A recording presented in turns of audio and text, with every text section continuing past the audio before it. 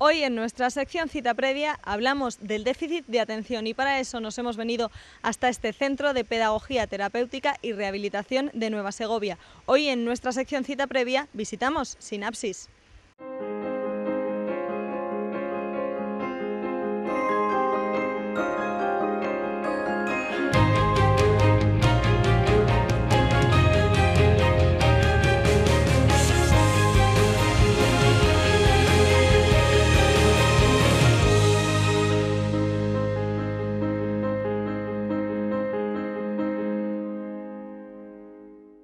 Hoy en el Centro Sinapsis hablamos de déficit de atención. Con Teresa. Teresa, ¿qué es esto del déficit de atención? Buenos días. Bueno, pues el déficit de atención es un problema que afecta a muchísimos niños y a muchos jóvenes. Ahora se dice que es la enfermedad del siglo XXI. Pero bueno, sí que es verdad que ahora parece que hay más casos de déficit de atención porque también antes no se diagnosticaban, entonces parece que hay un boom.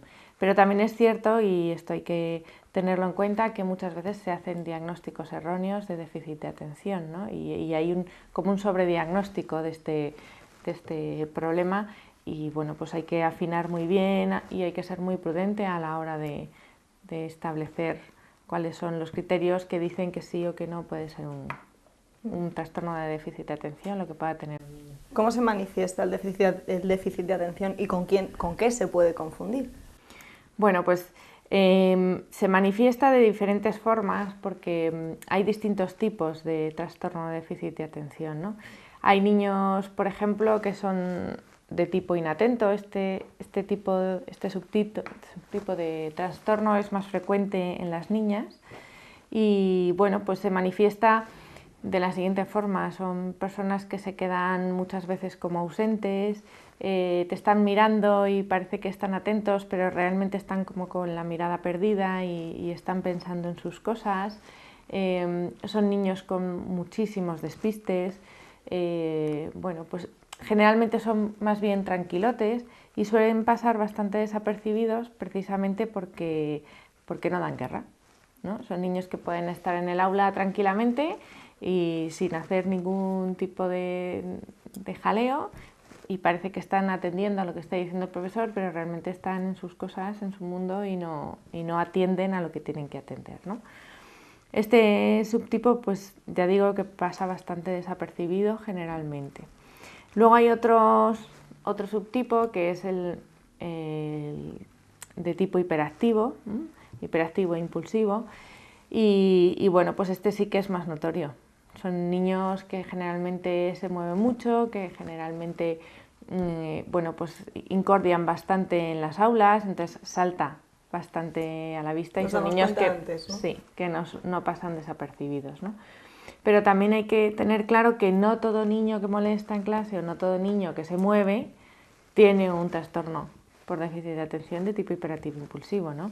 A veces decimos, bueno, es que este niño se mueve mucho y es muy... a ver si va a ser hiperactivo. Bueno, pues es que hay niños que de por sí son energéticos y se mueven y un niño es raro que esté quieto y que esté tranquilo, ¿no? Lo normal, porque tienen mucha vitalidad, es que se muevan. También a veces pasa que la tolerancia que tienen los padres o los adultos a los movimientos y a la energía que necesita gastar un niño a diario, pues a veces es bajita y parece que el niño es hiperactivo y no. Entonces ahí es fundamentalmente cuando yo me refiero que hay que afinar muy bien y saber hasta qué punto estamos hablando de que sea un niño activo o de que sea un niño que verdaderamente tenga un trastorno por déficit de atención, ¿no? ¿Qué es lo que nos sirve, lo que nos puede alertar? Porque hablábamos de esas dos vertientes, por así decirlo, de los niños que parecen despistados, que están un poco ensimismados y los niños que dan mucha guerra, que se mueven mucho, pero son actitudes, sobre todo esta segunda, normales, habituales. Entonces, ¿cómo sabemos hasta qué punto es una actitud o una conducta normal o deja de serlo y puede ser un problema?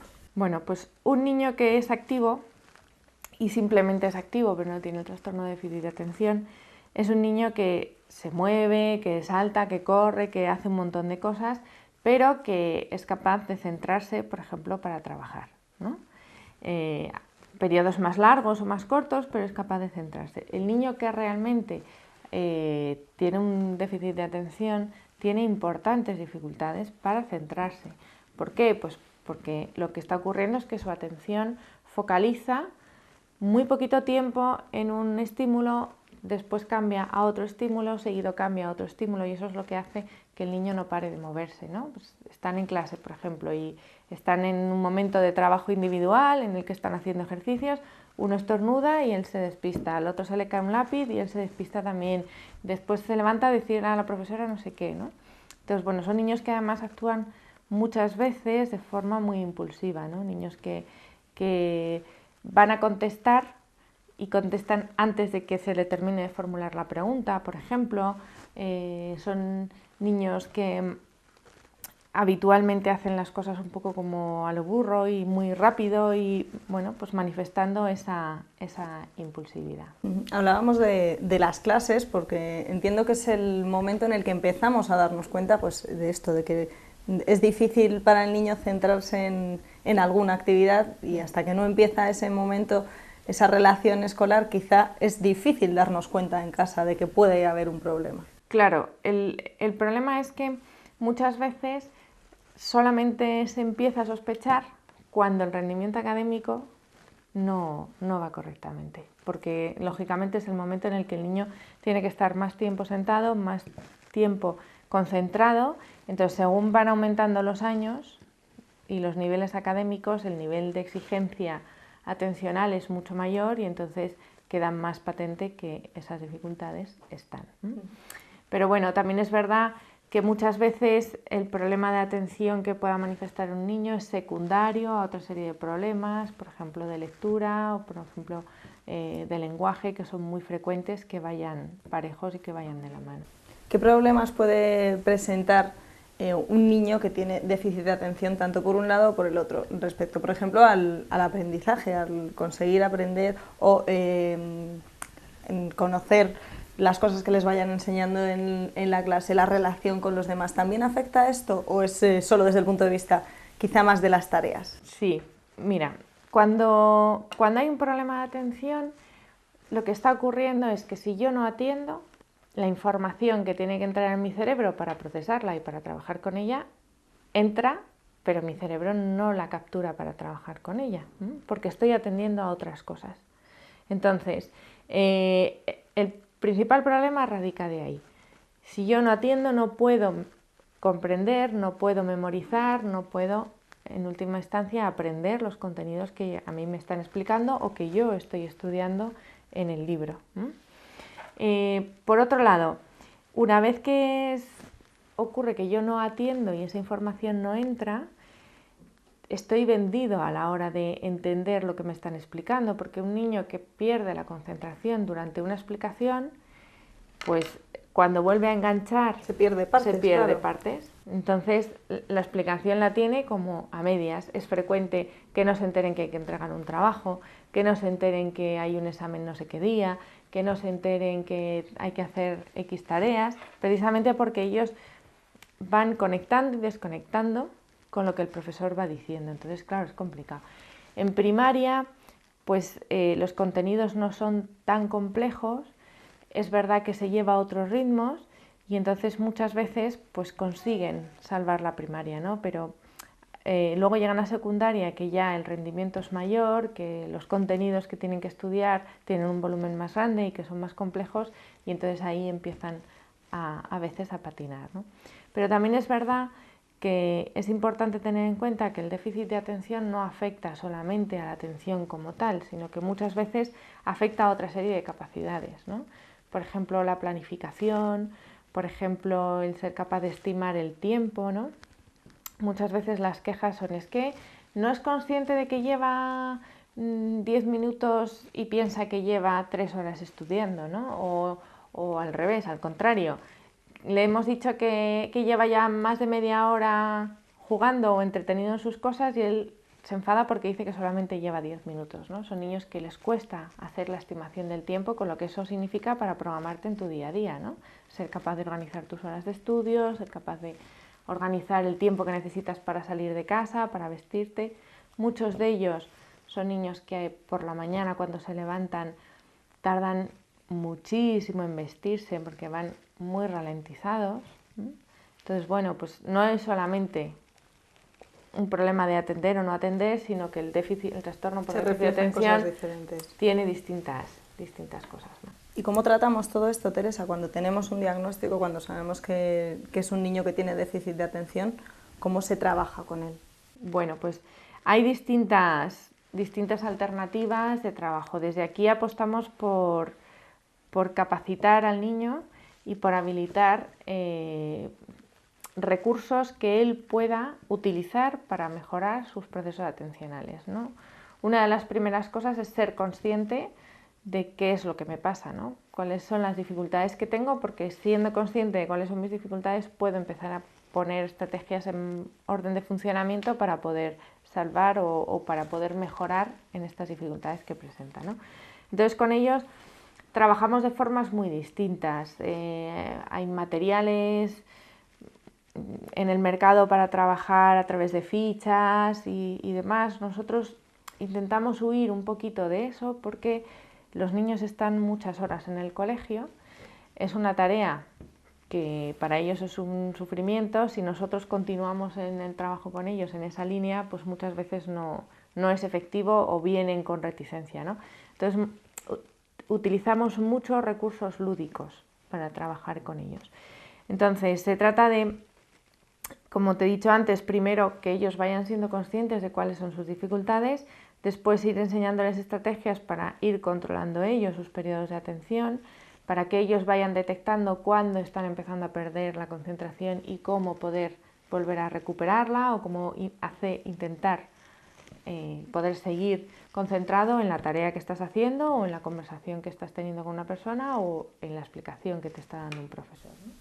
Así que es esencial, sobre todo, que el niño se dé cuenta de que hay un problema y sea él mismo el que empiece a poner solución. Sí, lo que pasa es que a la hora de hablar edades, con el claro, niño, eso dependerá. Claro, pero sobre todo hay que hacerle ver al niño no como un problema, sino como una dificultad que tiene, como otras personas tienen dificultades de otros tipos, y bueno, pues que es algo que hay que trabajar, ¿no? Porque corremos el riesgo, si esto no se trabaja bien con los niños, corremos el riesgo de que digan, bueno, pues como tengo un problema me escudo en el problema y ya no me esfuerzo, ¿no? Y ya tengo justificado el no esforzarme para seguir trabajando. Entonces, esto hay que manejarlo con mucho cuidado para que los chicos entiendan que tengo una dificultad que va a hacer que tenga que trabajar más y esforzarme, pero eso no implica que yo no pueda llegar a obtener buenos resultados y que yo no pueda llegar a tener un rendimiento muy parecido o muy similar al del resto de compañeros que no tienen esta dificultad, ¿no? Y esto es clave. ¿Qué edad sería la mejor, Teresa, para iniciar un tratamiento de este tipo? Pues mira, uno de los problemas que existen es que la detección un poco con seguridad de este trastorno hasta los 6-7 años no se suele hacer, porque bueno, pues muchas veces depende de una madurez cerebral que hasta esas edades no se tiene, ¿no? Entonces, sí que es verdad que hay niños que en etapas infantiles pues sí que presentan una serie de sintomatología que es como muy evidente, entonces habría que empezar a trabajarlo ya, pero hay otras muchas ocasiones que hasta los 6-7 años no podemos determinar si verdaderamente es un problema de atención o no. El tema de trabajar la atención y la concentración, tengan o no tengan un problema los niños, debe ser algo que se debe trabajar desde que son muy pequeñitos, porque aquí está lo que hablábamos antes. Hay niños que no teniendo un trastorno por déficit de atención no saben concentrarse y parece o pueden pasar como si tuvieran este trastorno, y es porque son niños que no han aprendido a estar sentados trabajando en una mesa, no han aprendido a estar tranquilos para poder concentrarse durante un tiempo determinado. Entonces, trabajar como tal los procesos de atención hay que trabajarlos desde que son muy pequeñitos. Y en el caso específico de estos niños, pues más todavía, y sobre todo cuando ya hay una sospecha de que pueda estar pasando algo a nivel atencional. ¿Qué consejo le daríamos a los padres que crean que sus niños quizás se pueden identificar con las dificultades de las que hemos estado hablando hoy en nuestra cita previa? Bueno, pues mi recomendación es primero que observen bien qué tipo de conductas tienen sus hijos, porque es una de las cosas que vamos a preguntar siempre a los profesionales, cómo se manifiestan, que se aseguren realmente de si no me concentro porque no puedo o no me concentro porque hay un evento importante en la familia. Por ejemplo, va a llegar mi comunión y entonces estoy nervioso por la comunión y entonces no me concentro, y esto nos puede pasar a cualquiera. O no me concentro porque llevo un ritmo de vida muy acelerado, ¿no? Niños que están primero una jornada larga en el colegio y después con muchas actividades extraescolares, pues claro, cuando se sientan a hacer las tareas llevan una carga de horas de trabajo tan grande que no se concentran, pero no se concentran por cansancio, no porque tengan un déficit de atención, ¿no? Entonces, bueno, lo primero es que se centren bien y se fijen bien en cómo funcionan sus hijos y en qué momentos presentan mayores dificultades, y luego a partir de ahí recurrir a un profesional, lógicamente, que les ayude a descartar si esto es así o no, y en caso de que tenga un trastorno por déficit de atención, que les pueda dar pautas y que pueda trabajar con él. Así es como se trabaja aquí en Sinapsis con los casos que encontramos de este tipo. Exactamente. Pues si tienen alguna duda más, ya saben que pueden acercarse hasta aquí, hasta este centro Sinapsis en Nueva Segovia, y nosotros trataremos de seguir resolviendo sus dudas en posteriores sesiones con nuestra cita previa.